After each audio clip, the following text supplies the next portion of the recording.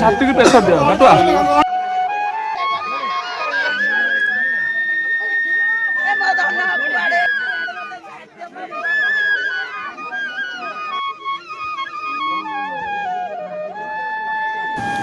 Badamba block अंतर्गत शंखामेरी गाँव में घटी एक अत्यंत दुखद घटना। महानदी कूल गाधुवा बेले असावधानता हेतु कूड़ खसी जड़े 13 वर्षीय बालक मृत्यु होती। मृत बालक शंखामेरी गाँव कैलाश चंद्र साहू पुओ चंदन साहू।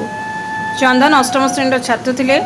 से शंखामेरी ब्राह्मण साई निकटस्थ महानदी कूल को गाधोवा जाते।